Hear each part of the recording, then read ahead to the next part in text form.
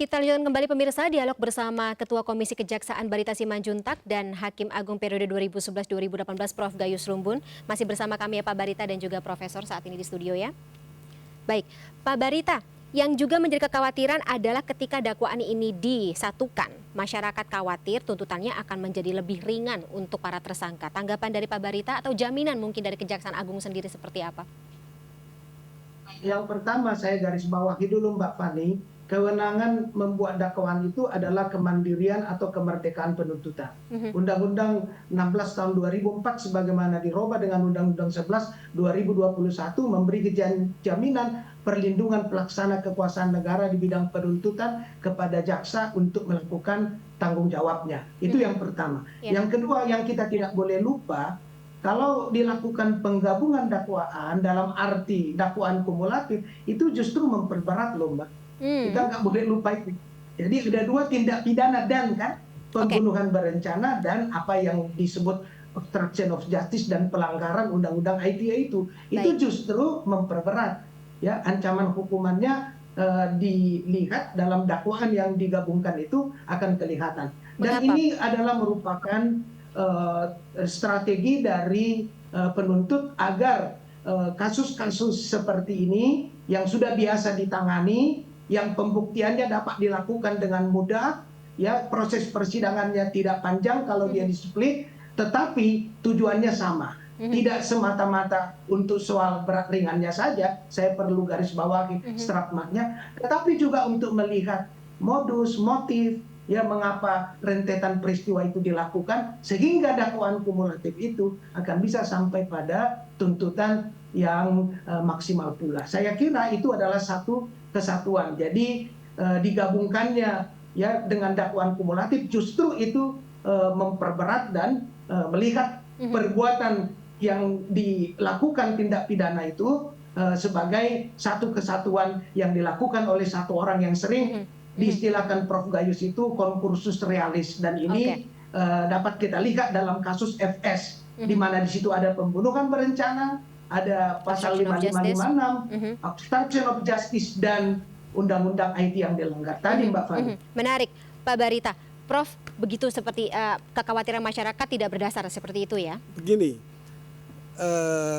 jaksa itu disebut sebagai dominus litis, artinya lembaga atau orang yang mewakili lembaga sebagai pemilik perkara.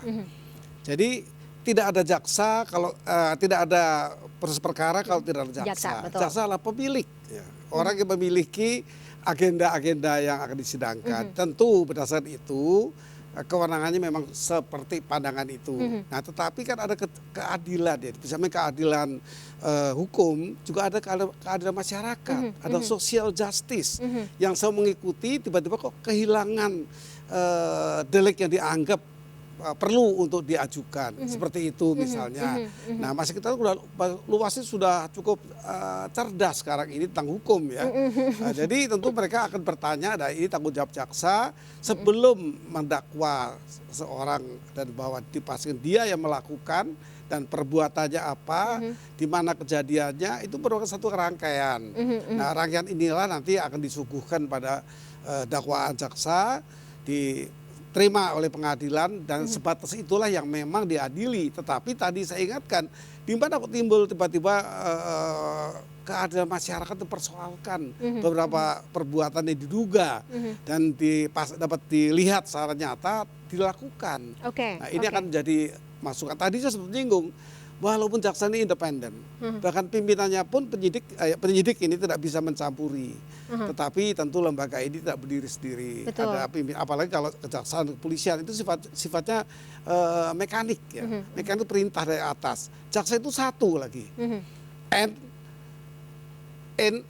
order bar. Nah, itu maksudnya itu satu kesatuan yang solid begitu. Itu untuk kejaksaan secara khusus itu pemahaman itu. Jadi tidak bisa yang bersidang, jaksa bersidang itu tidak berkuasa untuk melakukan peran penuh tetap ada kesatuan lain di atasnya, Kejati misalnya. Nah, ini seperti itu. Nah, bicara mengenai jaksa yang bertugas, Prof, ada fakta yang juga menarik ketika yang ditempatkan atau ditugaskan untuk mengawal berkas perkara Verdi Sambo ini jumlahnya puluhan. 30 untuk berkas pembunuhan berencana, 43 untuk berkas obstruction of justice. Dari kacamata atau perspektif Prof sendiri seperti apa? Ya ini satu keseriusan ya sebenarnya. Kalau sampai saya cukup lama praktek sebagai advokat, sebagai hakim 7 tahun, di DPR 10 tahun, saya di Komisi Hukum. Ya saya juga jarang ketemu satu tim jaksa yang cukup banyak, itu sebanyak 30 lebih katanya. Oke, ya. 70 lebih 70 malah. kan untuk ini semuanya. Ini memang kalau saya melihat secara positive thinking ya ini adalah keseriusan dari Kejaksaan Agung. Memandang perkara ini memenuhi keadilan masyarakat itu dengan cara seperti ini. Ya tetapi kalau sisi yang lain ya kita memang perlu bertanya ini sebesar apa kasus ini harus sampai demikian. Nah, tapi ya itu tidak bisa dipersoalkan. Ada pertimbangan nggak sih pro atau kontra gitu baik buruknya ketika jumlah jaksa sebanyak ini, Prof? Mungkin yang jadi persoalan adalah ruang pengadilan apakah cukup gantian lagi itu, tapi tentu teknis itu tidak menjadi hal yang penting sekali.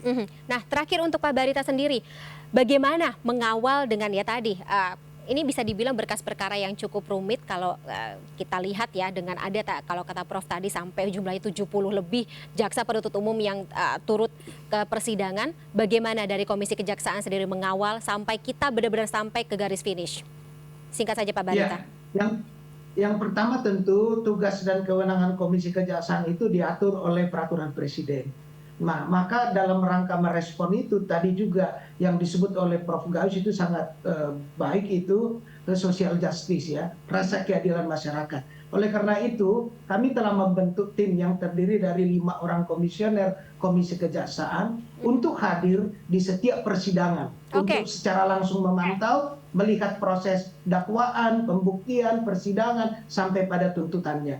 Lalu yang berikut kami melakukan koordinasi agar apa yang disampaikan Prof Gayus tadi dapat sampai ke telinga para jaksa kita, baik Jaksa Agung Muda Tindak Pidana Umum maupun timnya. Nah dengan itu kita harapkan ya jaksa bisa melihat secara objektif, tentunya berdasarkan undang-undang dan peraturan yang ada untuk bisa mengakomodasi bagaimana perspektif keadilan masyarakat itu dalam keseluruhan penanganan proses penuntutan itu dapat dijalankan secara profesional, transparan dan akuntabel. Itu yang ditunggu oleh masyarakat. Menjadi penting ya. Baik Pak Barita, terima kasih. Itu yang ditunggu oleh masyarakat. Kita semuanya sama-sama mengawal bagaimana proses hukum ini akan berlangsung ke depannya. Tapi karena durasi sangat sempit, Pak Barita dan juga Prof Gayus, kita harus sudahi dulu dialog kita sore hari ini. Terima kasih atas waktunya. Ketua Komisi Kejaksaan Barita Simanjuntak dan juga Hakim Agung periode 2011 hingga 2018, Prof Gayus Rumbun. Sehat selalu Bapak-bapak. Terima kasih sekali lagi. Sampai jumpa.